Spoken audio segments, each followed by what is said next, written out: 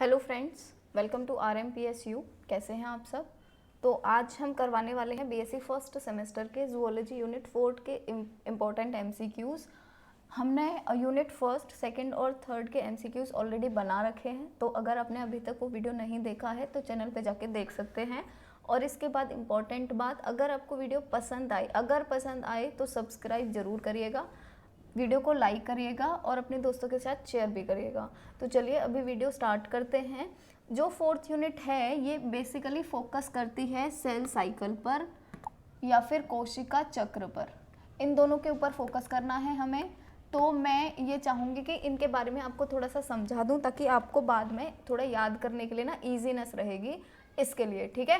तो अभी हम थोड़ा सा सेल साइकिल के बारे में एक फ्लो चार्ट के फॉर्म में हम थोड़ा सा देखेंगे क्या होता है सेल साइकिल या क्या होता है कोशिका चक्र, ताकि जितने भी अभी क्वेश्चंस हैं उनको आप इजीली सॉल्व कर सकें। तो चलिए वो बताने के लिए एक सेकंड पेज पे चलते हैं। चलिए, तो जो सेल साइकिल होता है, सेल साइकिल का मतलब क्या होता है? वो पूरा का पूरा साइकिल जिसके अंदर एक सेल दो सेल में डिवाइड हो जाती है या एक कोशिका दो कोशिका बना लेती है, उसको हम बोलते हैं पूरे प्रोसेस को। पूरे प्रोसेस के अंदर जितने भी स्टेप्स आते हैं उन सबको मिलाकर हम बोलते हैं सेल साइकिल।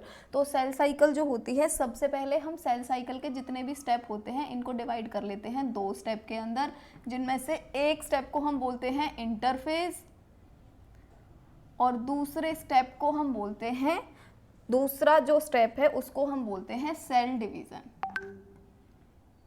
इसको बोल देंगे सेल डिवीजन। इतना हो गया क्लियर।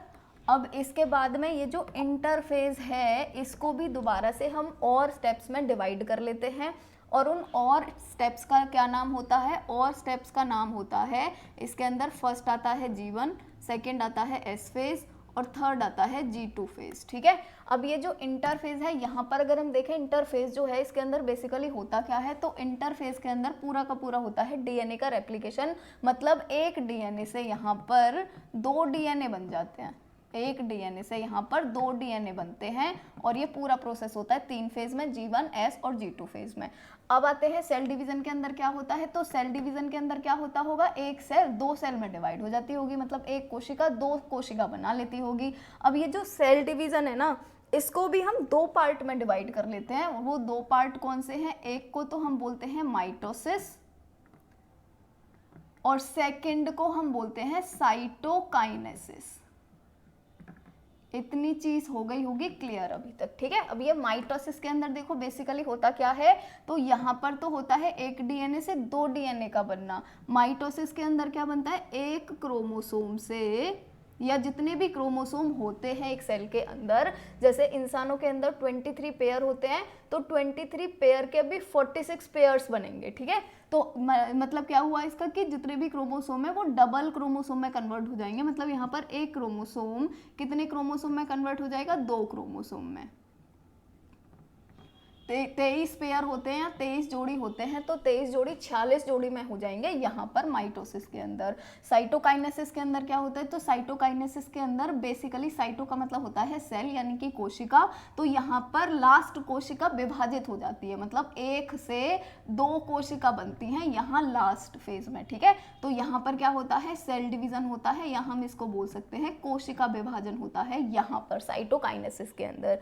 अब अगर हम यहाँ पर बात करें सारे के सारे स्टेप के अंदर और होता क्या क्या है, तो देखिए यहाँ पर इंटरफेस जो होती है ये मेन होती है एक डीएनए को दो डीएनए बनाने के लिए। पर ये एक डीएनए से दो डीएनए भी ना इतनी आसानी से नहीं बनते, इसके लिए सबसे पहले G1 फेज में जाना पड़ता है। G1 फेज क्या होती है? G को समझो ग्रोथ से, G फॉर ग्रोथ। तो यहाँ पर क्या होता है? ग्रोथ होती है, किसकी ग्रोथ होती है? सेल की ग्रोथ होती है। इसीलिए यहाँ पे जितना साइज होता है सेल का वो जस्ट डबल साइज में कन्वर्ट हो जाती है, दुगनी बड़ी हो जाती है यहाँ पर, क्योंकि यहाँ पर सबसे ज्यादा ग्रोथ होती है सेल की। क्यों होती है? क्योंकि यहाँ पर डीएनए का सिंथेसिस होना है, डीएनए एक डीएनए से दो डीएनए बनने हैं, तो उसके लिए सेल को बहुत सारी चीजें भी चाहिए होंगी ना, प्रोटीन चाहिए होंगे, एंजाइम चाहिए होंगे, तो वो सबको अपने अंदर बनाती रहती है, इसीलिए वो डबल हो जाती है साइज के अंदर, ठीक। इसके बाद में क्या होता है? यहाँ पर एस फेज के अंदर आकर, क्योंकि जितनी भी चीजें चाहिए वो सारी की सारी ग्रोथ फेज में अभी बन गई हैं। तो अब सिंथेसिस का मतलब क्या होता है, निर्माण करना या फॉर्मेशन करना। तो एस फेज के अंदर यानी सिंथेटिक फेज के अंदर क्या होता है, यहाँ पर फाइनली हो जाता है एक डीएनए से 2 डीएनए का बनना। अभी इतनी चीज क्लियर हो गई। अब ये जो G2 फेज है ना, ये क्या करती है, तो देखो यहाँ पर जितने भी क्रोमोसोम हैं उनका जस्ट डबल होना है क्रोमोसोम को, तो उनको भी तो कितनी सारी चीजें चाहिए, उनको भी तो कितने सारे प्रोटीन चाहिए, कितने सारे एंजाइम चाहिए, और भी कितनी सारी चीजें चाहिए। वो सारी की सारी चीज़ों का जो निर्माण होगा वो कहाँ पे होगा, G2 फेज में। इसीलिए इसको भी हम बोलते हैं ग्रोथ फेज। इसीलिए G1 का नाम होता है ग्रोथ फेज 1 और G2 का नाम होता है ग्रोथ फेज 2। एस का नाम होता है सिंथेसिस फेज, मतलब एक डीएनए से 2 डीएनए की सिंथेसिस होती है, निर्माण होता है। अब ये जो माइटोसिस है ना, इसको फिर से अलग से 4 फेजेस में इसको फिर से डिवाइड कर लेते हैं, जिसमें से हम पहले फेज को बोलते हैं प्रोफेज, सेकंड को बोलते हैं प्रोफेज मेटाफेज, तीसरे को बोलते हैं एनाफेज और चौथे को बोलते हैं टेलोफेज। ठीक, इतनी बात हो गई क्लियर। तो देखिए यहाँ पर क्या होता है, एक जितने भी क्रोमोसोम का नंबर है उससे जस्ट डबल नंबर हो जाता है क्रोमोसोम का, और वो 4 ये फेजेस में एंटर करके तब होगा एक क्रोमोसोम से 2 क्रोमोसोम का बनना, यानी जितने भी क्रोमोसोम है उनका डबल होना। साइटोकाइनेसिस के अंदर मेन क्या होता है, अभी देखो जो भी चीजें बननी थी सारी बन गई हैं। डीएनए डबल चाहिए था वो डबल हो गया है, क्रोमोसोम डबल चाहिए वो डबल हो गए हैं, सारी चीजें हो गई हैं सेल के अंदर जो भी उसे डबल होने के लिए चाहिए। ठीक है, क्योंकि डबल डबल नंबर चाहिए ना, ये एक सेल अगर 2 सेल में डिवाइड होना है इसको, तो सारी की सारी चीजें डबल तो चाहिए ना पहले, तभी तो होंगी डबल। तो यहाँ तक वाली सारी की सारी फेज में सारी की सारी चीजें डबल हो गई हैं। तो अभी यहाँ पर क्या होगा, जैसे ये सेल है, सेल के अंदर प्रेजेंट होता है न्यूक्लियस, तो सबसे पहले तो न्यूक्लियस ही डिवाइड करेगा ना, तो यहाँ पर सबसे पहले न्यूक्लियस डिवाइड करता है। ये एक सेल है, यहाँ पर सबसे पहले क्या होगा, ये न्यूक्लियस डिवाइड करेगा 2 में, और ये सेल हो जाएगी ऐसे ऐसे आधा आधा, और फिर फाइनल स्टेज में जाके क्या होगा, आधा न्यूक्लियस आ जाएगा इसके अंदर, आधा न्यूक्लियस चला जाएगा इसके अंदर, और ये एक सेल से बन जाएंगे 2 सेल। तो पूरा का पूरा प्रोसेस ये था। ये जो प्रोफेज होता है इसके अंदर और अभी 6 कैटेगरी होती हैं अलग से, वो हम डिस्कस करेंगे जब हम पढ़ेंगे तभी, क्योंकि अगर हम यहाँ पर ही डिस्कस करने बैठे तो वो बहुत बड़ा हो जाएगा, आपको कन्फ्यूजन हो जाएगा। तो इसीलिए जितनी अभी चीज़ें यहाँ पर हैं उनको समझ लीजिए अच्छी तरह से। इसके भी जो फेज़ हैं अलग से उनको हम डिस्कस करेंगे बाद में। 5 फेज़ होते हैं, सॉरी 6 नहीं होते हैं, तो उनको हम डिस्कस करेंगे अभी जब भी हम वीडियो करेंगे अपना, जब भी MCQs कंप्लीट करेंगे वहाँ पर करेंगे इसको। तो चलिए अभी चलते हैं अपने MCQs पे।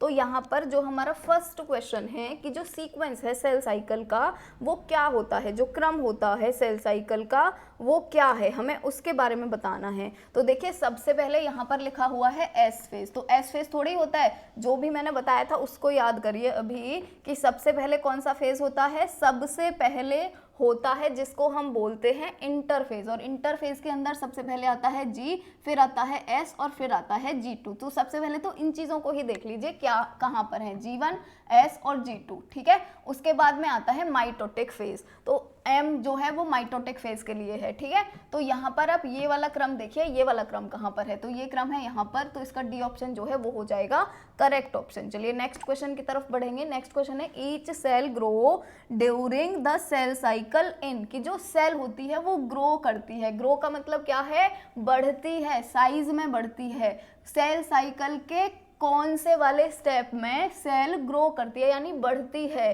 तो देखिए मैंने क्या बोला था कि जो G1 वाला फेज होता है इसमें जस्ट डबल हो जाती है अपने साइज का। तो ये जो G1 फेज होता है ये किसके अंदर होता है, इंटरफेज के अंदर होता है। इंटरफेज के अंदर ही तो होते हैं ये वाले तीनों के तीनों फेज, तो यहाँ पे जो इंटरफेज है जो फर्स्ट ऑप्शन है वो हो जाएगा करेक्ट ऑप्शन। चलिए नेक्स्ट क्वेश्चन की तरफ बढ़ेंगे, और नेक्स्ट क्वेश्चन है कि the decision for sale division is taken, कि जो डिसीजन होता है कि अभी सेल डिवीजन करना है वो कहाँ पर हो जाता है। ठीक है, तो अभी आपको ना ये देखना है कि सभी भी सेल डिवीजन होता है तो फर्स्ट स्टेप क्या होता है उसके अंदर, फर्स्ट स्टेप इंटरफेज होता है, और इंटरफेज का भी फर्स्ट स्टेप क्या होता है, G1 फेज। तो अगर कोई भी सेल G1 फेज में जा रही है मतलब वो सेल डिवीजन करेगी, उसने डिसीजन कर लिया है, उसने निर्णय कर लिया है। तो G1 फेज में जा रही है मतलब कोशिका विभाजन के लिए ही जा जा रही है, तो G1 फेज जो है वो हो जाएगा करेक्ट ऑप्शन। नेक्स्ट क्वेश्चन है the cell size doubles in stage of cell cycle called, कौन से वाले स्टेज के अंदर सेल साइज जो है वो डबल हो जाता है, दुगना हो जाता है, कोशिका का जो आकार है वो डबल हो जाता है। तो ये हम ऑलरेडी डिस्कस कर चुके हैं, G1 फेज जो है इसके अंदर जो भी कोशिका है उसका साइज जस्ट डबल हो जाता है। नेक्स्ट क्वेश्चन करेंगे। नेक्स्ट क्वेश्चन है कि cells having large nucleus in proportional to cytoplasm are, वो सेल के नाम बताना है या वो सेल का हमें नाम बताना है जो लार्ज न्यूक्लियस हो जाता है जिसके अंदर प्रोपोर्शन टू साइटोप्लाज्म, ठीक है, जैसे ये सेल है और ये न्यूक्लियस है, तो यहाँ पर अभी देखेंगे हम कि साइटोप्लाज्म का ज़्यादा बड़ा आकार है एज कम्पेयर टू न्यूक्लियस। पर एक दूसरे की बात कर रहे हैं ये कि ऐसा वाला कौन सा सेल होता है जिसमें न्यूक्लियस का साइज बहुत बड़ा हो जाता है एज कम्पेयर टू साइटोप्लाज्म। तो ये वाली सेल कौन सी होती हैं, ये डिवाइडिंग सेल होती हैं। डिवाइडिंग सेल का मतलब क्या होता है, जिनको विभाजन करना हो, क्योंकि उनको विभाजन करना है न्यूक्लियस के अंदर सबसे पहले डीएनए का रेप्लिकेशन होगा, उसके बाद में फिर क्रोमोसोम का रेप्लिकेशन होगा। तो यहाँ पर ऑब्वियस सी बात है, जाहिर सी बात है कि जो न्यूक्लियस है वो बहुत बड़ा हो जाएगा सबसे पहले। क्यों हो जाएगा, क्योंकि इसको डिवाइड होना है, इसको दो पार्ट में टूटना है, इस वजह से। तो जो बी ऑप्शन है वो हो जाएगा करेक्ट ऑप्शन। नेक्स्ट क्वेश्चन है DNA replication takes place in, कि जो डीएनए रेप्लिकेशन है वो कौन से वाले स्टेप के अंदर आता है, डीएनए रेप्लिकेशन कहाँ पर होता है। तो ये हम ऑलरेडी पढ़ चुके हैं, एस फेज के अंदर होता है। ये तीनों ही फेज होती हैं इंटरफेज की। इंटरफेज में भी जो एस फेज होता है यहाँ पर होता है डीएनए का रेप्लिकेशन, यानी डीएनए की प्रतिकृति होती है यहाँ पर। नेक्स्ट क्वेश्चन पढ़ेंगे। Next question, it is very difficult to stop cell division when the cell has entered, कि कब सेल डिवीजन को यानी कोशिका विभाजन को रोकना कब कठिन होगा, वो किस स्टेप में चली जाए। मतलब एक बार अगर उस स्टेप में चली गई उसके बाद कोशिका विभाजन नहीं रुक सकता है, आप चाहे कितनी ही कोशिश कर लो, ठीक है। तो देखो एस फेज का मतलब क्या होता है, यहाँ पर सिंथेसिस होने लगती है एक डीएनए से दो डीएनए की। तो अगर एक डीएनए से दो डीएनए बनना स्टार्ट हो गए हैं उसके बाद आप नहीं रोक सकते हैं सेल को डिवाइड होने से, तो इसीलिए जो एस फेज है वो हो जाएगा करेक्ट ऑप्शन। नेक्स्ट क्वेश्चन है in meiosis chromosome replication occurs during, कि जो मेयोसिस होता है उसमें क्रोमोसोम का रेप्लिकेशन कब होता है, हमें इसके बारे में बताना है। तो देखिए यहाँ पर जो मेयोसिस होता है ना, माइटोटिक और मायोसिस दोनों चीजें अलग अलग होती हैं। मायोसिस जो होता है ये होता है रिप्रोडक्टिव सेल्स के अंदर, जबकि माइटोसिस होता है जो कॉमन जो बॉडी वाली सेल होती हैं अदर देन रिप्रोडक्टिव सेल्स, ठीक है। रिप्रोडक्टिव सेल्स के अलावा जितनी भी सेल्स होती हैं वो सारी की सारी डिवाइड करती हैं माइटोटिक के थ्रू, पर यहाँ पे मेयोसिस की बात हो रही है। तो जो मेयोसिस होता है वहाँ पर जो क्रोमोसोम का रेप्लिकेशन होता है वो कब होता है, वो इंटरफेज में ही होता है, ठीक है। यहाँ पर क्योंकि मायोसिस की बात हो रही है इसलिए ये चीज ध्यान रखिएगा। अगर यहाँ पे माइटोसिस होता तो इंटरफेज नहीं होता, क्योंकि इंटरफेज में माइटोसिस के अंदर केवल और केवल डीएनए का रेप्लिकेशन होता है, ठीक है। मायोसिस ध्यान रखिएगा इंटरफेज के अंदर होता है क्रोमोसोम का रेप्लिकेशन मायोसिस के अंदर। नेक्स्ट क्वेश्चन है mitosis is usually studied in section of, कि जो माइटोसिस है उसको हम किसके सेक्शन के अंदर करते हैं। तो देखिए माइटोसिस जो है सबसे पहले तो इसको याद रखिए कि यहाँ पर रिप्रोडक्टिव सेल्स के बात नहीं हो रही है, यहाँ पे कॉमन जो बॉडी सेल्स हैं उनकी बात हो रही है। अब ये जो माइटोसिस भी है अगर हमें इसको स्टडी भी करना है तो हम प्लांट के किस पार्ट में करेंगे इसको, तो वहाँ पर करेंगे जहाँ पर सबसे ज़्यादा सेल डिवाइड होती हैं, मतलब जहाँ पर पौधा सबसे ज़्यादा बढ़ता है हमें वो वाला सेक्शन लेना है, हमें वो वाला पार्ट लेना है प्लांट का। तो सबसे ज़्यादा सेल्स कहाँ पर ग्रोथ करती हैं या सबसे ज़्यादा पावर कहाँ पे होती है ग्रोथ करने की या डिवाइड करने की, रूट टिप्स के अंदर होती है। इसीलिए हमारा यहाँ पर ए सेक्शन जो है वो हो जाएगा सही ऑप्शन। नेक्स्ट क्वेश्चन है माइटोसिस टेक्स प्लेस इन, की जो माइटोसिस होता है वो कहाँ पर होता है। माइटोसिस की हम पहले ही बता चुके हैं, रिप्रोडक्टिव सेल्स को छोड़कर जितनी भी सेल्स होती हैं सबके अंदर माइटोसिस होता है और रिप्रोडक्टिव सेल्स के अंदर होता है मायोसिस, ठीक है। तो यहाँ पर ए ऑप्शन में लिखा हुआ है all types of cells except those involved in gamete formation, और ये गैमीट फॉर्मेशन कौन से वाले सेल हो गए, गैमीट फॉर्मेशन कौन से सेल करते हैं, रिप्रोडक्टिव सेल्स करते हैं। और ये बोल रहा है कि केवल और केवल गैमीट का जो फॉर्मेशन हो रहा है उसको छोड़ के जितनी भी सेल हैं बॉडी की सारी सेल्स के अंदर माइटोसिस ही होता है। तो इसमें जो फर्स्ट जो वो है ऑप्शन है वही ही हो जाएगा करेक्ट ऑप्शन, तो ए ऑप्शन हो गया करेक्ट।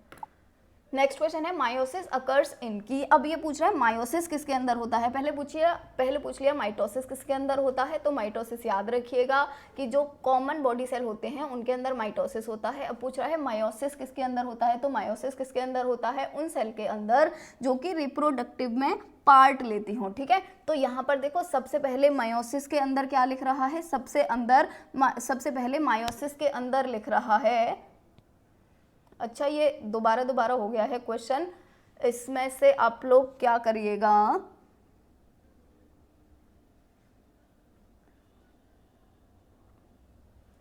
अच्छा ये दो बार हो गया, पर इसके ऑप्शंस अलग अलग ही हैं, डिफरेंट हैं, तो कोई दिक्कत नहीं है उसमें भी, इसको भी कर लेते हैं ना। मायोसिस जो होता है वो कौन से वाले सेल के अंदर होता है। फर्स्ट ऑप्शन है हैप्लॉइड के अंदर होता है, तो बिल्कुल भी नहीं होता है हैप्लॉइड के अंदर। बी ऑप्शन है mostly haploid cells but occasionally diploid cell, तो ये तो हो ही नहीं सकता, किसी एक के साथ ही होगा ना, या तो हैप्लॉइड के साथ होगा या डिप्लॉइड के साथ होगा, दोनों के साथ कैसे हो सकता है। अब यहाँ पर सी ऑप्शन है डिप्लॉइड के साथ, तो यहाँ पर डिप्लॉइड सेल के साथ ही होगा, क्योंकि यहाँ पर ये रिप्रोडक्टिव सेल्स के अंदर होता है, तो डिप्लॉइड सेल चाहिए, तभी तो मतलब तभी तो इक्वल क्रोमोसोम पहुंचेंगे सब में एक समान क्रोमोसोम बनाने के लिए, ठीक है। नेक्स्ट क्वेश्चन है meiosis is studied in smear of, कि जो मायोसिस है हम उसको किसके स्मेयर में वो कर सकते हैं, स्टडी कर सकते हैं, ठीक है। तो यहाँ पर देखो, यहाँ पर फर्स्ट लिख रहा है डेवलपिंग एंथर के अंदर, तो एंथर क्या होते हैं, रिप्रोडक्टिव पार्ट हो गए ना प्लांट के, रिप्रोडक्टिव सेल्स होंगे इसके अंदर। और बी ऑप्शन है टेस्टिस के अंदर, तो जो टेस्टिस होते हैं वो भी रिप्रोडक्टिव सेल्स ही होते हैं, इसीलिए सी ऑप्शन जो है बोथ ए एंड बी ये हो जाएगा करेक्ट ऑप्शन। नेक्स्ट क्वेश्चन है plant and animal cell division differ in, की जो प्लांट और एनिमल सेल का डिवीजन होता है वो किसके अंदर डिफर करता है, दोनों में किस चीज़ का अंतर होता है। तो देखिए प्रोफेज, टीलोफेज, मेटाफेज, एनाफेज, सारी की सारी फेज हर किसी के अंदर आनी है, जितनी भी फेज होती हैं, बस डिफरेंस कहाँ पे होगा, सेल के प्लेट के अंदर, ठीक है, सेल के प्लेट के अंदर बस डिफरेंस होगा, तो सेल प्लेट जो है वो हो जाएगा इन दोनों के अंदर अंतर। नेक्स्ट है सेल प्लेट जो होती है वो ग्रो करती है कहाँ से कहाँ तक, ठीक है। तो इसमें देखो क्या होता है, सेंटर से जाती है ये वॉल की तरफ, जैसे जब भी एक सेल डिवाइड कर रहा है और यहाँ पर है ये, तो यहाँ से इधर की साइड भागती है, इसीलिए तो दो सेल का डिवीजन हो पाता है। तो सेल प्लेट जो होती है ये सेंटर से वॉल की तरफ जाएगी, तो बी ऑप्शन जो है वो हो जाएगा करेक्ट ऑप्शन।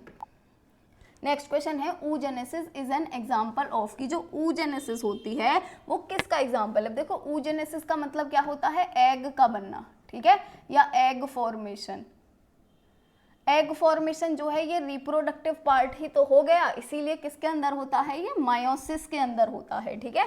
नेक्स्ट क्वेश्चन है cellular structure when always disappear during mitosis और मायोसिस, इसकी जो सेल्यूलर स्ट्रक्चर्स होते हैं जो हमेशा डिसअपीयर हो जाते हैं, हमेशा मतलब वो हो जाते हैं, गायब हो जाते हैं माइटोसिस के और मायोसिस के दौरान, ठीक है, उनको हमें बताना है ऐसे कौन से सेल्यूलर स्ट्रक्चर्स होते हैं। तो देखियो यहाँ पर जो न्यूक्लियोलस है और जो न्यूक्लियर एनवलप है, सबसे पहले ये भाग जाएगा, चाहे माइटोसिस हो चाहे मेयोसिस हो। क्यों भाग जाएगा, क्योंकि न्यूक्लियर एनवलप भागेगा तभी तो दोनों सेल डिवाइड हो पाएंगी। न्यूक्लियर एनवलप का मतलब क्या होता है, जो केंद्रकीय झिल्ली होती है वो होता है न्यूक्लियर एनवलप। तो न्यूक्लियर एनवलप जो होता है यानी केंद्रकीय झिल्ली जो होती है वो सबसे पहले भागेगी, और जो न्यूक्लियोलस होता है यानी न्यूक्लियस के भी जो अंदर प्रेजेंट होता है वो भी गायब होता है सबसे पहले, तो बी ऑप्शन जो है वो हो जाएगा करेक्ट ऑप्शन। नेक्स्ट क्वेश्चन है after mitosis the number of chromosome in the daughter cell shall be, कि माइटोसिस के बाद में, जब भी माइटोसिस हो गया है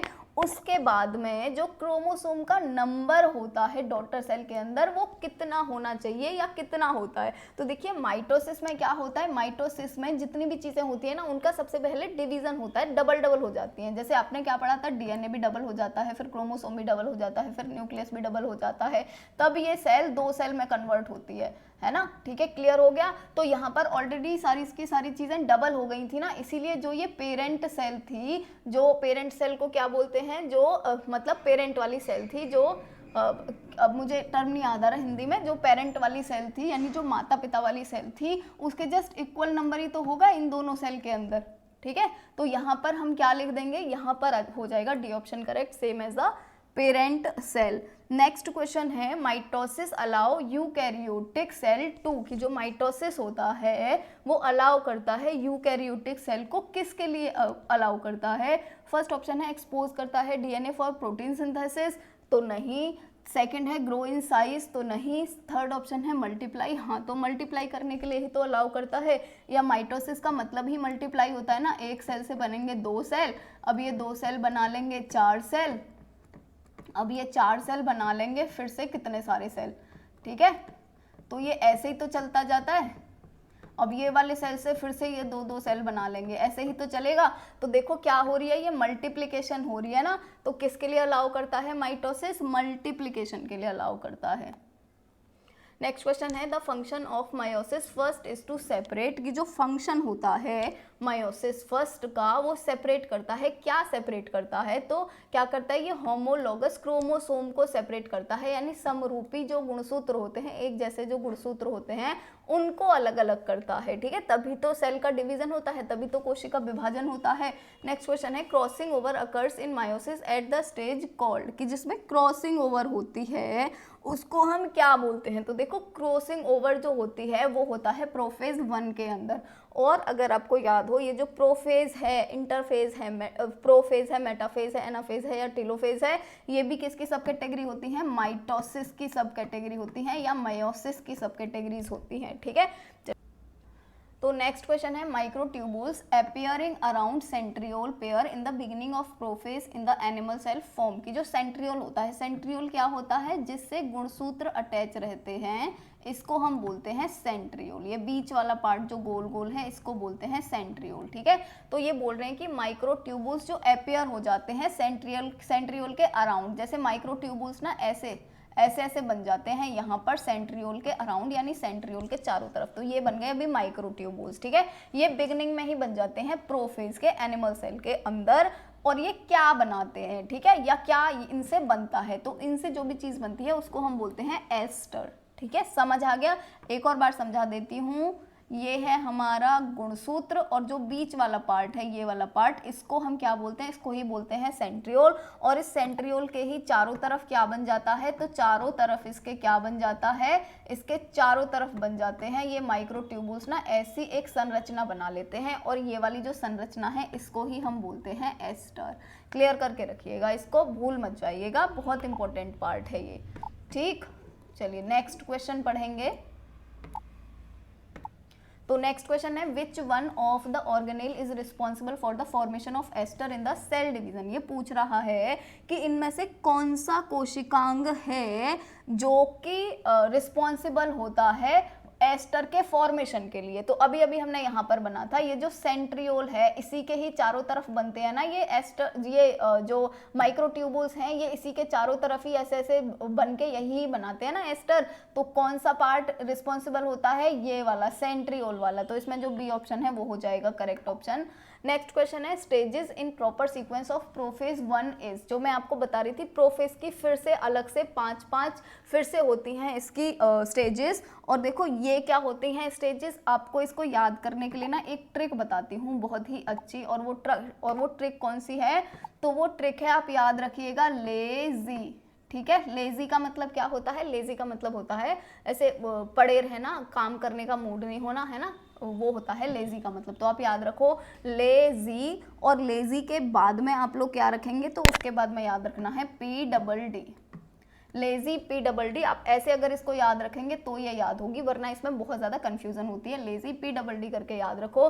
अब देखो L फॉर क्या हो गया? लेप्टोटीन हो गया। तो लेप्टोटीन जहाँ पर भी है सबसे पहले तो वो ढूंढ लो। तो लेप्टोटीन देखो 2 के अंदर है, ठीक है, समझ आ गया। इसके बाद कौन सी आती है? Z वाली आती है, Z वाली लेजी। तो ZY वाली आएगी। ZY वाली कहाँ पर है? देखो यहाँ पर है सेकेंड फेज, इसके अंदर तो आ गई P वाली, तो ये तो हो गया यहीं पर ही गलत। अब ये वाला ऑप्शन हो गया आपका सही। अब अगर इसको भी पूरा हम देखना चाहेंगे तो देखो ले ये बन गया, Z ये बन गया। अब हमें क्या ढूंढना है? PDD। तो देखिए PDD, ठीक, ऐसे करके इसको याद रखिएगा, वरना बहुत कंफ्यूजन होता है इसमें, इवन मुझे भी बहुत कंफ्यूजन होता था पहले। चलिए नेक्स्ट क्वेश्चन पढ़ेंगे। नेक्स्ट क्वेश्चन है जो पैकिटीन होता है, पैकिटीन कौन सा? ये थर्ड वाला जो स्टेज होता है, ये किसको बिलोंग करता है या इसके अंदर क्या होता है? तो देखिए पैकिटीन जो होता है ये बेसिकली होता है मायोसिस के अंदर, तो याद रखिएगा ये भी। नेक्स्ट क्वेश्चन करेंगे, क्रॉसिंग ओवर जो होती है वो इनमें से कहाँ पर होती है। देखो पहले क्वेश्चन था क्रॉसिंग ओवर कहाँ पर होती है, वहाँ पर ऑप्शन था प्रोफेज के अंदर होती है। यहाँ पर क्वेश्चन है कि प्रोफेज के भी तो 5 है ना, लेजी PDD करके अभी अभी याद करा है, इसके भी तो 5 स्टेजेस है ना, इन 5 स्टेज में से भी किसके अंदर होता है हमें ये बताना है। तो देखिए जो क्रॉसिंग ओवर है ना वो होती है पैकिटीन के अंदर, ठीक है, ये भी याद रखिएगा, पैकिटीन के अंदर होती है क्रॉसिंग ओवर। नेक्स्ट क्वेश्चन है the point of crossing over in meiosis a, ठीक है, पॉइंट जो होता है क्रॉसिंग ओवर का मायोसिस के अंदर वो होता है, क्या होता है, तो उसको हम बोलते हैं किएज़मेटा। तो जो सी ऑप्शन है वो हो जाएगा करेक्ट ऑप्शन। नेक्स्ट क्वेश्चन है shape size and shape of chromosome can be best observed during. जो क्रोमोसोम होते हैं उनकी हर चीज़, चाहे वो उनकी शेप हो मतलब आकार हो, चाहे साइज हो, साइज का मीनिंग होता है इनमें से एक का मीनिंग आकार होता है, एक का आकृति होता है। अब शायद साइज का मतलब आकार होता है और शेप का मतलब आकृति होता है, ठीक है। तो आकार, आकृति और शेप ये दो बार आ गया है, शेप यहाँ पर भी, इसको काट दीजिएगा कि जो शेप यानी आकार और आकृति जो होती है क्रोमोसोम की वो सबसे अच्छी हमें कब दिख सकती है, सबसे अच्छे क्रोमोसोम हमें कब दिख सकते हैं। जैसे ये क्रोमोसोम है तो ये इस फॉर्म में हमको किस स्टेज में दिखते हैं, एकदम क्लीन दिख रहे हैं। तो देखिए ये हमें दिखते हैं मेटाफेज में, और ये हम अपनी प्रीवियस जो यूनिट के 3rd यूनिट के जो क्वेश्चन कराए थे ये वहाँ पर भी क्वेश्चन आया था ऑलरेडी। चलिए तो नेक्स्ट क्वेश्चन पढ़ेंगे। जो नेक्स्ट क्वेश्चन है वो है the centromere does not divide till the end of metaphase, कि जो सेंट्रोमियर होता है वो जब तक कि मेटाफेज नहीं आ जाता है तब तक वो डिवाइड नहीं करता है, तब तक वो विभाजित नहीं होता है। और ये जरूरी भी होता है, ये इम्पॉर्टेंट भी होता है। क्यों होता है? इसलिए होता है कि जो सेंट्रोमियर होता है वही तो जो रेप्लिकेटेड डीएनए होते हैं उनको होल्ड करता है एक पास, ठीक है। जैसे एक डीएनए से ये एक डीएनए है, इससे 2 डीएनए बनेंगे। ये सबसे पहले तो अनकॉइलिंग होगी इसकी, ये खुलेगा तो क्या बन जाएगा, ये बन जाएंगे, ठीक है। ये खुल गया और 2 इसके अलग अलग पार्ट हो गए। अब ये जो 2 अलग अलग पार्ट हैं इन पर ही तो दोबारा से फिर और दूसरा पार्ट कैसे अटैच होता है, इसी को तो हम रेप्लिकेशन बोलते हैं। तो ये हो गया यहाँ पर आके अटैच। अब ये जो 2 क्रोमोसोम है ना इनको अटैच कौन करे रखता है, सेंट्रोमियर। ये जो सेंट्रोमियर है इसी से ये दोनों ऐसे अटैच रहते हैं। तो ये जो सेंट्रोमियर है वो यहाँ पर जरूरी क्यों होता है उसका, इसलिए जरूरी होता है क्योंकि ये इन दोनों को जोड़े रखता है मेटाफेज तक, ठीक है। तो याद रखिएगा क्योंकि ये डीएनए को जोड़े रखता है इसके वजह से।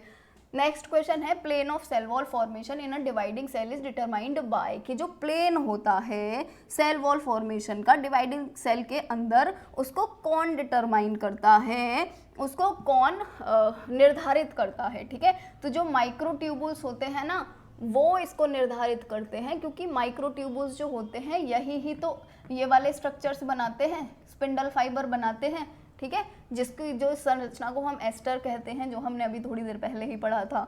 नेक्स्ट क्वेश्चन है कि जो होमोलोगस क्रोमोसोम्स होते हैं वो किस फेज के दौरान अलग अलग होते हैं, जो समरूपी क्रोमोसोम होते हैं वो किस फेज के दौरान अलग अलग होते हैं। तो देखिए एनाफेज जो होता है इसके दौरान ये दोनों अलग अलग हो जाते हैं, ठीक है, याद रखिएगा एनाफेज। प्रोफेज, मेटाफेज इन दोनों में अलग अलग नहीं होते हैं। मेटाफेज में क्यों नहीं होते हैं अलग, ये हमने पिछली ही क्वेश्चन में पढ़ा था, इससे पहले वाले ही इसके अंदर, कि क्योंकि वहाँ पर जो सेंट्रोमियर होता है वो दोनों क्रोमोसोम को जकड़े रखता है, पकड़े रखता है, इसलिए मेटाफेज तक नहीं हो पाते हैं। और मेटाफेज के ही जस्ट बाद में कौन सी फेज आती है, एनाफेज, तो इसके अंदर दोनों अलग अलग हो जाते हैं। नेक्स्ट क्वेश्चन है the stage at which cytokinesis begin in plant cell is, हमें वो स्टेज बतानी है जिसके अंदर साइटोकाइनेसिस स्टार्ट हो जाती है प्लांट सेल के अंदर, ठीक है। तो साइटोकाइनेसिस का मतलब क्या होता है, साइटोकाइनेसिस का मतलब होता है तो एक सेल से 2 सेल का बनना, ठीक है। तो ये कब स्टार्ट हो जाती है, ये हो जाती है स्टार्ट जैसे ही एनाफेज जो होती है इस फेज के थोड़ा सा बीच में आती है ये स्टेज, या एंड की तरफ जा रही होती है, यहीं से ही स्टार्ट हो जाता है ये वाला प्रोसेस। तो इसका जो करेक्ट ऑप्शन है वो हो जाएगा एनाफेज। नेक्स्ट है the stage at which cleavage और cytokinesis begin in animal cell is, अब पूछा है कि एनिमल सेल के अंदर कहाँ पर क्लीवेज और साइटोकाइनेसिस स्टार्ट हो जाती है, यानी ये जो सेल है ये सबसे पहले सेल जो होती है ना ये ऐसे बनना स्टार्ट हो जाती है बीच में से, ठीक है, तभी तो ये यहाँ से अलग अलग हो पाएगी। तो ये जो चीज़ है वो कहाँ पर स्टार्ट हो जाती है, तो देखो एनिमल के अंदर भी ये कहाँ पर स्टार्ट हो जाती है, एनाफेज के अंदर ही, याद रखिएगा, ये भी थोड़ा इम्पोर्टेंट ही है। ठीक है, चलिए नेक्स्ट क्वेश्चन पढ़ेंगे।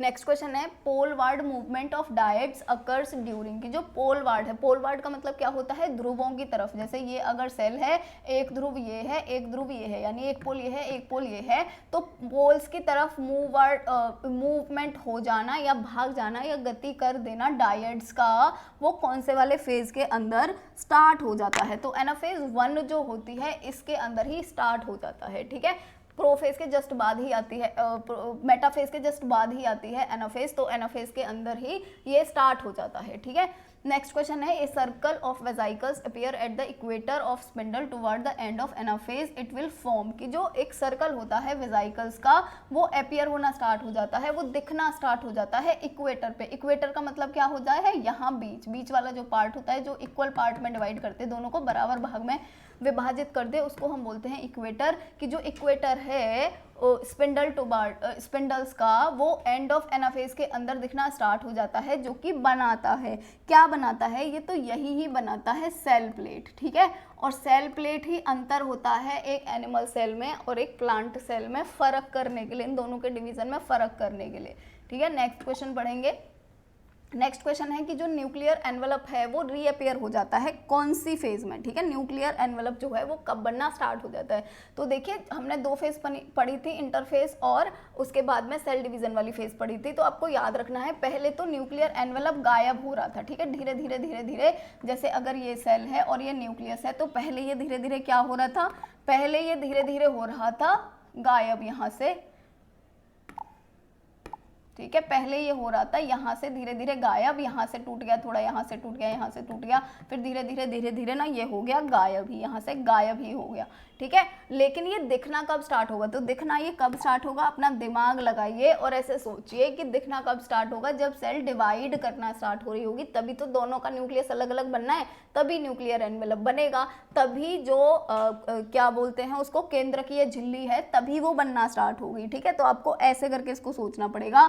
तो देखो टीलोफेज जो होती है, जो कि माइटोटिक डिवीजन की लास्ट फेज होती है ना, प्रोफेज, मेटाफेज, एनाफेज, टीलोफेज, तो टीलोफेज सबसे लास्ट फेज होती है, और टीलोफेज के अंदर ही जो न्यूक्लियर एनवेलप है वो धीरे धीरे रीअपियर होना यानी कि बनना स्टार्ट हो जाता है। नेक्स्ट क्वेश्चन है टर्मिनलाइजेशन अकर्स ड्यूरिंग, की जो टर्मिनलाइजेशन है वो किस फेज के दौरान होता है, तो डायाकाइनेसिस जो होती है, यानी एक सेल 2 में जब डिवाइड करती है तब ये टर्मिनलाइजेशन हो जाता है। नेक्स्ट क्वेश्चन है how many mitotic division occur in a cell to produce 256 daughter या सोमेटिक सेल, माइटोटिक के अंदर पूछ रहा है। तो देखिए हमें कितने यहाँ पे स्टेप लगेंगे, इनको आप काउंट करके देख लीजिएगा, 8 स्टेप लगेंगे। ठीक है, नेक्स्ट क्वेश्चन है ए माइटोसिस, इसकी जो माइटोसिस होता है वो क्या होता है, माइटोसिस के अंदर क्या होता है, तो देखिए डिवीजन, फर्स्ट ऑप्शन है division involving formation of chromosome bridge, chromosome bridge बनता है क्या यहाँ पर, नहीं।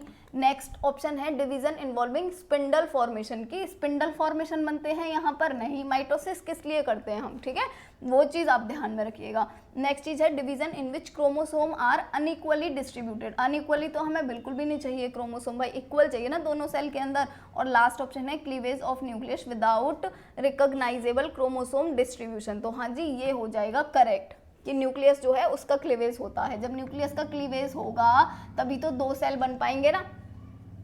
तो नेक्स्ट क्वेश्चन है माइटोसिस इज, की जो माइटोसिस होता है वो क्या होता है, और इसमें भी हमारा जो फर्स्ट ऑप्शन है वो है कैरियोकाइनेसिस होता है। कैरियोकाइनेसिस का मतलब क्या होता है, कैरियो का मतलब हो गया न्यूक्लियस, क्या हो गया न्यूक्लियस यानी कि केंद्रक, और काइनेसिस का मतलब होता है डिवीजन यानी कि विभाजन, कि माइटोसिस के अंदर क्या न्यूक्लियस का विभाजन होता है, यानी कि हम बोल सकते हैं क्या न्यूक्लियस का डिवीजन होता है या फिर केंद्रक का विभाजन होता है, तो होता है ना केंद्रक का विभाजन, अभी हमने पढ़ा था सारी चीज़ों का विभाजन होता है, डीएनए का विभाजन होता है, क्रोमोसोम का विभाजन होता है, न्यूक्लियस का विभाजन होता है, और फिर सबसे लास्ट में सेल का भी विभाजन हो जाता है। ठीक है, तो कैरियोकाइनेसिस तो हो गया सही ऑप्शन। नेक्स्ट है कि क्या साइटोकाइनेसिस होता है, तो साइटोकाइनेसिस का मतलब क्या हो गया, साइटोकाइनेसिस का मतलब हो गया सेल का डिवीजन, ठीक है। सेल डिवीजन मतलब कोशिका विभाजन, कोशिका का विभाजन होता है, तो हाँ बिल्कुल कोशिका के विभाजन के लिए तो होता ही है माइटोसिस।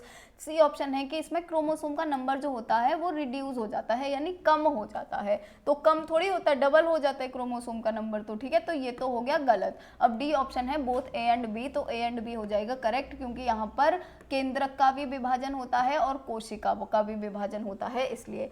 नेक्स्ट जो क्वेश्चन है वो है ए बाइवेलेंट कंसिस्ट ऑफ, कि जो एक बाइवेलेंट होता है उसके अंदर कितने क्रोमेटिड होते हैं और कितने सेंट्रोमियर होते हैं, ठीक है। तो देखियो वाइवेलेंट का मतलब क्या है, वाइवेलेंट का मतलब पहले तो वाई से समझ लो, वाई का मतलब हो गया 2, तो 2 होगा यहाँ पर सेंट्रोमियर, ऐसे करके समझिए, ठीक है। 2 हो गए ये सेंट्रोमियर। अब ये 2 सेंट्रोमियर जो हैं यहाँ से 4 क्रोमेटिड अटैच्ड होंगे, ठीक है, ऐसे ऐसे, इसको हम बोलते हैं डाइवेलेंट, समझ आ गया। तो यहाँ पर 2 हो गए सेंट्रोमियर और 4 हो गए क्रोमेटिड। अब देखते हैं यहाँ पर कौन सा वाला ऑप्शन सही है। तो देखिए सबसे पहले तो 4 क्रोमेटिड होते हैं, अब देखो 4 क्रोमेटिड यहाँ पर भी दिए हुए हैं और यहाँ पर भी दिए हुए हैं। अब हम देखेंगे आगे, तो यहाँ पर दिए हुए हैं 4 सेंट्रोमियर, 4 सेंट्रोमियर थोड़ी है, 2 सेंट्रोमियर है, और 2 सेंट्रोमियर कहाँ पे दिए हुए हैं, सी ऑप्शन के अंदर, तो सी ऑप्शन हो जाएगा करेक्ट ऑप्शन। नेक्स्ट क्वेश्चन है cytoplasmic structure involve in cell division are, कि वो साइटोप्लाज्मिक स्ट्रक्चर का नाम बताना है, मतलब वो कोशिकांग का नाम बताना है जो कोशिका विभाजन में रोल प्ले करती है, उस कोशिकांग का नाम बताना है, ठीक है। तो अभी इसके अंदर जो करेक्ट ऑप्शन है वो क्या हो जाएगा, देखो माइटोकॉन्ड्रिया तो बिल्कुल भी नहीं होती है इन्वॉल्व, राइबोसोम नहीं होते हैं इन्वॉल्व, लाइसोसोम नहीं होते हैं इन्वॉल्व कौन होता है, सेंट्रियोल, क्योंकि जो सेंट्रियोल होता है यहाँ पर ये जो क्रोमेटिड अटैच रहते हैं, सबसे पहले तो सेंट्रोमियर ही डिवाइड होता है, और जब ये सेंट्रोमियर डिवाइड होता है तो ये 2 क्रोमोसोम अपने साथ ले जाता है, इधर वाला पार्ट 2 क्रोमोसोम अपने साथ ले जाता है, ऐसे ही तो डिवीजन होता है क्रोमोसोम का, या ऐसे ही तो क्रोमोसोम का विभाजन होता है, ठीक है। तो सेंट्रोमियर जो है वो हो जाएगा करेक्ट ऑप्शन। नेक्स्ट क्वेश्चन है pairing of homologous chromosome is, की जो पेयरिंग होती है यानी जो युग्म बनाते हैं या जो जोड़े बनाते हैं 2 समजातीय गुणसूत्र, वो कहाँ पर होता है हमें ये बताना है, ठीक है, या उसको हम क्या बोलते हैं, तो क्या होता है वो साइनेप्सिस होता है, ठीक है। साइनेप्सिस के दौरान ये चीज़ होती है, पेयरिंग होती है 2 होमोलोगस क्रोमोसोम की। नेक्स्ट क्वेश्चन है separation of homologous chromosome is called, कि जब भी सेपरेशन होता है 2 एक जैसे क्रोमोसोम का या जो समजातीय क्रोमोसोम का, उसको हम क्या बोलते हैं, तो उसको हम बोलते हैं डिसजंक्शन, ये भी याद रखिएगा क्योंकि ये भी थोड़ा इंपॉर्टेंट ही है। नेक्स्ट क्वेश्चन है spindle fibres are made up of, कि जो स्पिंडल फाइबर्स होते हैं वो किसके बने हुए होते हैं, ठीक है। तो सबसे पहले तो आपको याद रखना है स्पिंडल फाइबर्स जो होते हैं ये बने हुए होते हैं प्रोटीन के, ठीक है। वैसे बेसिकली सेल के अंदर आधी चीज़ें तो प्रोटीन की ही बनी हुई होती हैं, आधी से भी ज़्यादा इवन, है ना। तो स्पिंडल फाइबर्स बने होते हैं प्रोटीन के, और अगर ये आ जाए कि प्रोटीन में से भी किस प्रोटीन के बने हुए होते हैं, तो ये बने होते हैं ट्यूबुलिन के, ठीक है। क्यों बने होते हैं ट्यूबुलिन के, क्योंकि स्पिंडल फाइबर्स को कौन बनाता है, माइक्रोट्यूबुल्स बनाते हैं। और 3rd यूनिट के अंदर हमने पढ़ा था कि जो माइक्रोट्यूबुल्स भी होते हैं वो भी किस प्रोटीन के बने होते हैं, ट्यूबुलिन के बने होते हैं। तो अब ये वहीं से ही बनते हुए आ रहे हैं, फाइनली इन्होंने स्पिंडल फाइबर बना दिए, तो ये भी तो ट्यूबुलिन के ही बने होंगे। तो याद रखना है किस प्रोटीन के बने हुए होते हैं, ट्यूबुलिन प्रोटीन के बने हुए होते हैं। नेक्स्ट क्वेश्चन है spindle fibres are formed of, अच्छा ये यहाँ पे आ ही गया ऑलरेडी कि जो स्पिंडल फाइबर्स हैं वो प्रोटीन के बने होते हैं, ये तो हमें पता है, लेकिन किस प्रोटीन के बने होते हैं, तो ट्यूबुलिन के बने हुए होते हैं। तो नेक्स्ट क्वेश्चन है माइटोसिस क्या होता है, माइटोसिस जो होता है या उसमें कौन कौन से प्रोसेस इन्वॉल्व होते हैं। तो फर्स्ट ऑप्शन है कैरियोकाइनेसिस, सेकंड ऑप्शन है साइटोकाइनेसिस। अब देख लीजिए दोनों ही जो ऑप्शन है वो करेक्ट हो जाएंगे। क्यों हो जाएंगे, क्योंकि कैरियो का मतलब क्या होता है, न्यूक्लियस, ठीक है। तो ये एक सेल है, इसके अंदर ये न्यूक्लियस है, जब ये न्यूक्लियस 2 न्यूक्लियस में विभाजित हो जाता है इसी को ही हम बोलते हैं कैरियोकाइनेसिस। तो ये प्रोसेस तो होती है माइटोसिस के अंदर, जब न्यूक्लियस 2 में डिवाइड होगा तभी तो ये सेल भी 2 में डिवाइड करेगी। अब नेक्स्ट स्टेप क्या आता है, साइटोकाइनेसिस का मतलब ये जो एक सेल है ये 2 सेल में विभाजित हो जाती है, और ये अभी क्या बना लेगी, एक ये सेल होगी जिसके अंदर ये वाला न्यूक्लियस हो गया, और एक ये सेल होगी जिसके अंदर ये वाला न्यूक्लियस हो गया। तो ये दोनों प्रोसेस होते ही है ना माइटोसिस के अंदर, इसीलिए जो डी ऑप्शन है वो हो जाएगा जाएगा करेक्ट ऑप्शन। नेक्स्ट क्वेश्चन है ए बाइवेलेंट कंसिस्ट ऑफ, की जो बाइवेलेंट होता है उसमें कितनी कितनी चीज़ें होती हैं। तो देखिए बाई का मतलब क्या होता है, वेलेंट का मतलब क्या होता है, पहले ये समझते हैं। बाई का मतलब होता है 2 और वेलेंट का मतलब यहाँ पे क्या है, वेलेंट का मतलब यहाँ पे है सेंट्रोमियर। ठीक है, तो सबसे पहले तो आपको ये चीज़ ढूंढ लेनी है कि दो सेंट्रोमियर कहाँ पर दे रखे हैं। तो देखिए 2 सेंट्रोमियर दे रखे हैं यहाँ पर 2 जगह पे। ठीक है, तो बी और सी में से एक कोई ऑप्शन सही हो सकता है। अब कौन सा सही होगा, तो अगर 2 सेंट्रोमियर हैं तो 2 सेंट्रोमियर के पास टोटल क्रोमेटिड कितने हो गए, टोटल क्रोमेटिड हो गए 1 2 3 और 4, तो 4 हो गए क्रोमेटिड। अब यहाँ पे देख लेंगे क्रोमेटिड 4 कहाँ पर है, तो क्रोमेटिड 4 है सी ऑप्शन के अंदर, इसीलिए जो सी ऑप्शन है वो हो जाएगा करेक्ट ऑप्शन। ठीक है, चलिए नेक्स्ट क्वेश्चन पढ़ेंगे। नेक्स्ट क्वेश्चन है cytoplasmic structure involve in cell division are, की जो साइटोप्लाज्मिक स्ट्रक्चर होती है, मतलब जो साइटोप्लाज्मिक ऑर्गेनेल होते हैं, जो सेल ऑर्गेनेल होते हैं, या इनको हिंदी में बोलते हैं कोशिकांग, की जो कोशिकांग होते हैं वो कौन सा ऐसा कोशिकांग है जो इन्वॉल्व होता है सेल डिवीजन के अंदर, यानी कोशिका विभाजन के अंदर। तो माइटोकॉन्ड्रिया का कोई रोल नहीं होता, ये कोई रोल प्ले नहीं करती है। राइबोसोम कोई रोल प्ले नहीं करते हैं। लाइसोसोम कोई रोल प्ले नहीं करते हैं। रोल प्ले कौन करता है, सेंट्रियोल, क्योंकि जो सेंट्रियोल होता है इसी से ही तो 2 क्रोमेटिड अटैच्ड रहते हैं, और जब सेंट्रियोल बीच में से कटता है तभी तो एक क्रोमेटिड इधर चला जाएगा, एक क्रोमेटिड इधर चला जाएगा, तभी तो होता है विभाजन। ठीक है, तो सेंट्रियोल जो होते हैं ये इन्वॉल्व होते हैं सेल डिवीजन के अंदर। नेक्स्ट जो क्वेश्चन है वो है pairing of homologous chromosome is, की जो पेयरिंग होती है होमोलोगस क्रोमोसोम की, यानी समझाती है गुणसूत्रों का जो युग्मन होता है वो क्या होता है। तो देखिए साइनेप्सिस होता है ये, क्योंकि साइनेप्सिस फॉर्मेशन होता है यहाँ पर, इसीलिए इसको बोलते हैं साइनेप्सिस।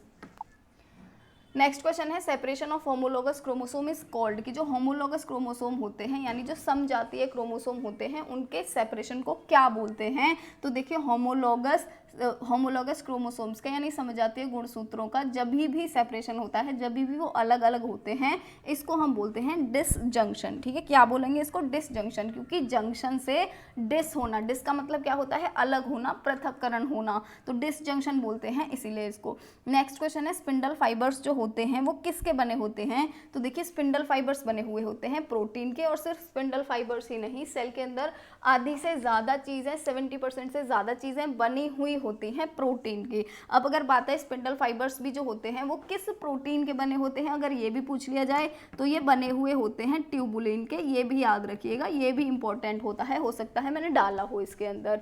देखो अब इसको याद कैसे करोगे, ट्यूबुलिन से बने हुए होते हैं, तो अभी हमने थोड़ी देर पहले ही बात करी है कि जो स्पिंडल फाइबर्स होते हैं ये भी किसके बने होते हैं, स्पिंडल फाइबर्स भी जो होते हैं ये भी बने होते हैं माइक्रोट्यूबुल्स के, माइक्रोट्यूबुल्स के। और कल वाले वीडियो में हमने बात करा था कि माइक्रोट्यूबुल्स किसके बने होते हैं, ट्यूबुल से, याद रखिएगा ट्यूबुलिन के बने हुए होते हैं। तो आज आपका यहाँ पे रिकॉलिंग भी हो जाएगा, दोबारा से याद भी हो जाएगा, माइक्रोट्यूबुल्स का भी आपको याद रहेगा। तो माइक्रोट्यूबुल्स ट्यूबुलिन के बने होते हैं, और जो स्पिंडल फाइबर है ये माइक्रोट्यूबुल के बने हुए हैं, तो ऑटोमेटिकली ये भी किसके बन जाएंगे, ट्यूबुलिन के ही बन जाएंगे। चलिए नेक्स्ट क्वेश्चन पढ़ेंगे।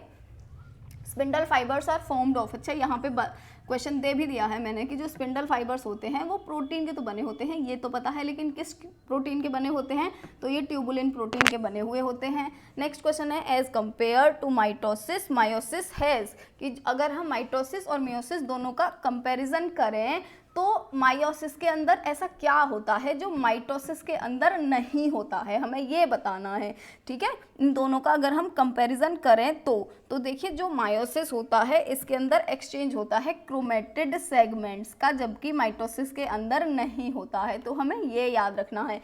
एक्सचेंज क्यों होता है मायोसिस के अंदर, इसलिए होता है क्योंकि आपने देखा होगा जो भी डॉटर सेल्स होते हैं, या फिर सीधा सीधा ऐसे समझिए कि ये पापा हैं और ये मम्मी हैं, इनसे दोनों से जब भी जो भी बच्चा बनेगा इस बच्चे के अंदर पापा के भी कैरेक्टरिस्टिक आते हैं, यानी पापा के भी गुण आते हैं और मम्मी के भी गुण आते हैं। क्यों आते हैं दोनों के गुण, क्योंकि यहाँ पे जो क्रोमेटिड्स होते हैं यानी जो क्रोमोसोम के क्रोमेटिड्स होते हैं, ये दोनों, जैसे सपोज करो ये पापा वाला है और सपोज करो दूसरे कलर से बनाती हूँ ताकि आपको समझ आए, और ये मम्मी वाला क्रोमोसोम है। ठीक है, तो क्या होता है यहाँ पे एक्सचेंज होता है दोनों का। कैसे होता है, ये दोनों सबसे पहले एक दूसरे के ऊपर आते हैं, तो देखो ये हो गया मम्मी वाला, और अगर हम इसके ऊपर पापा वाला बनाएं तो ये हो गया पापा वाला। ठीक है, अब ये एक दूसरे के ऊपर आ गए। जब ये दोनों एक दूसरे के ऊपर आते हैं तो एक दूसरे के मतलब जो एक दूसरे के जीन्स हैं वो ट्रांसफर हो जाते हैं। कैसे हो जाते हैं, जैसे देखो यहाँ पर अब ये वाला मैं डॉटर वाला बना रही हूँ। अब मैं आपको दिखाऊंगी कि ट्रांसफर होता कैसे है। तो देखिए ये यहाँ पर किसका आ गया, ये यहाँ पर इसके अंदर थोड़ा थोड़ा पार्ट आ गया, किसका, पूरा बना के बताती हूँ और अच्छे से।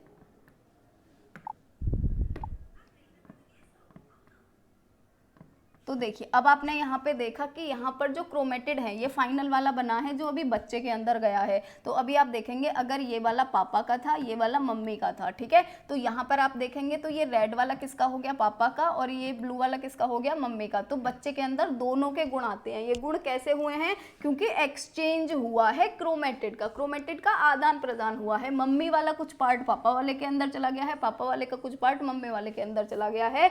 इसीलिए जो मायोसिस होता है उसके अंदर ही ये प्रोसेस होता है, माइटोसिस के अंदर नहीं होता है। क्लियर हो गया होगा, क्योंकि ये कौन से वाले सेल के अंदर होगा, सिर्फ और सिर्फ रिप्रोडक्टिव सेल्स जो हैं उनके अंदर होगा।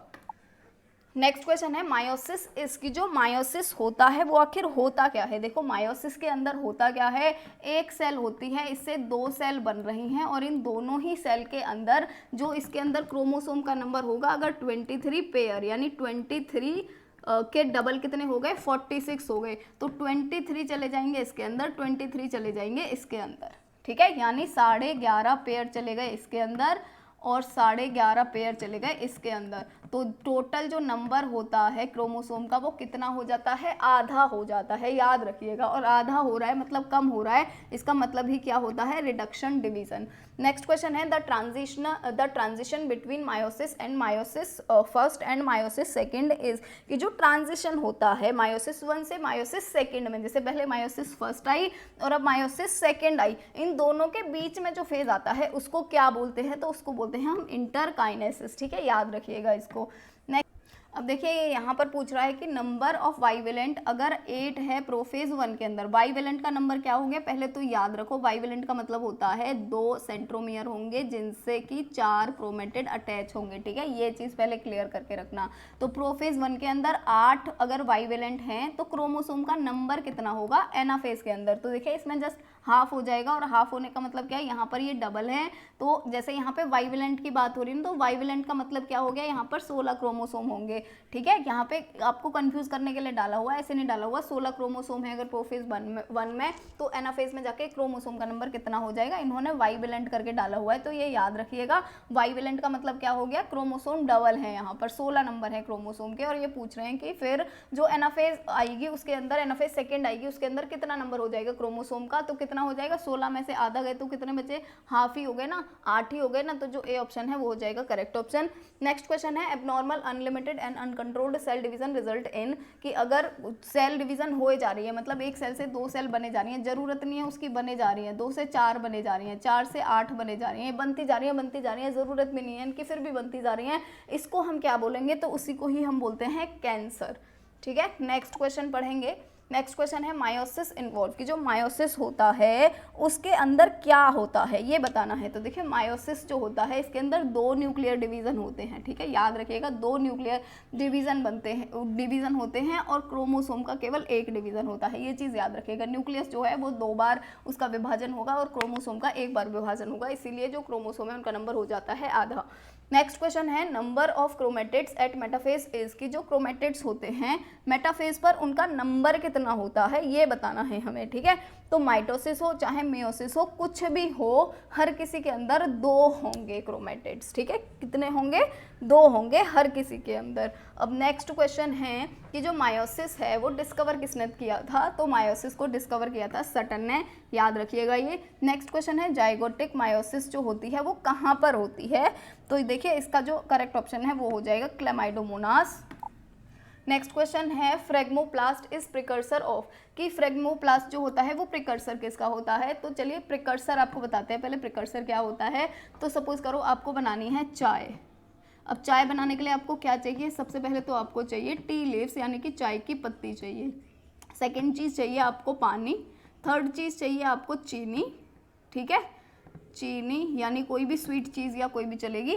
इसके बाद में नेक्स्ट आपको चाहिए मिल्क। ये 4 चीज़ें चाहिए। अदरक वदरक है जो भी आपको डालनी है वो डाल लीजिए, इलायची विलायची जो भी डालनी है, पर मेन इंग्रेडिएंट तो यही ही हैं, ठीक है।